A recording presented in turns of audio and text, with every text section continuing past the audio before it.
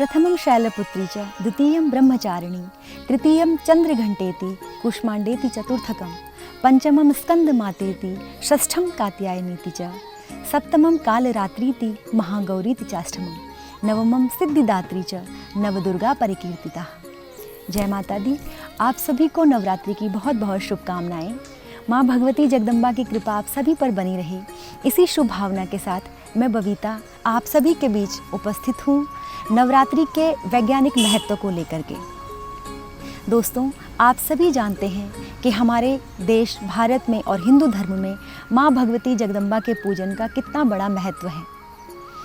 माँ भगवती जगदम्बा और आदि शक्ति के बिना भगवान शिव भी शिव न होकर के शव मात्र रह जाते हैं।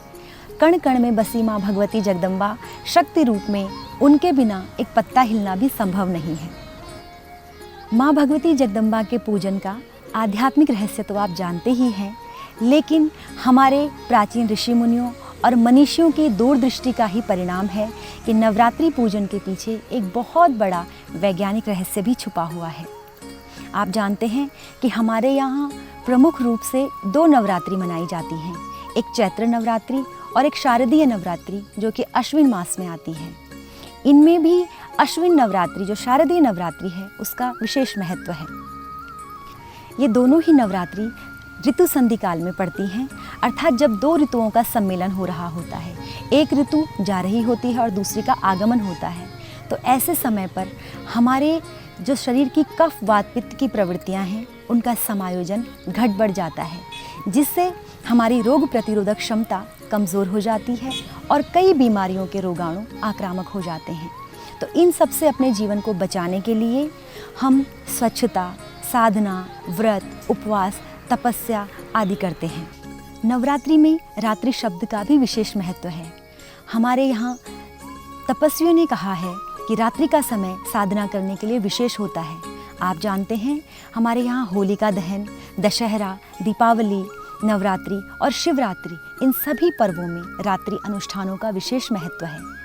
साधक कहते हैं कि साधना करने के लिए रात्रि का समय इसलिए विशेष होता है क्योंकि इस समय संसार का सारा कोलाहल शांत हो जाता है।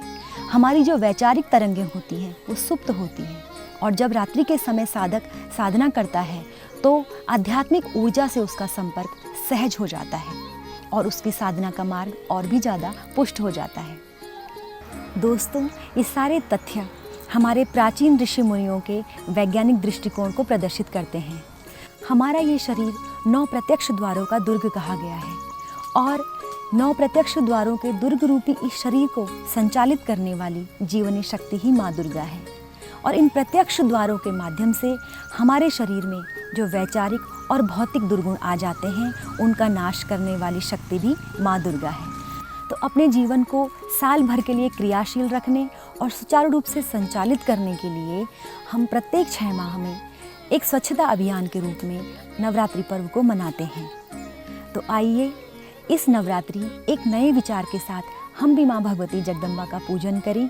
जिस प्रकार से एक साधक जब गंगा जी में डुबकी लगाता है और डुबकी लगा के बाहर आता है तो एक नई ताजगी और नई स्फूर्ति का अनुभव करता है, वैसे ही जब हम नवरात्रि पर्व का अनुष्ठान संपन्न करें तो हमारे जीवन में भी एक नई स्फूर्ति, नया उत्साह और नई ऊर्जा का अनुभव हो, ताकि आगे जीवन में आने वाली हर परिस्थिति को हम सहजता से पार कर सकें और अपने जीवन को आनंदमय बना सकें। माँ भगवती जगदम्बा की कृपा आप सभी पर बनी रहे।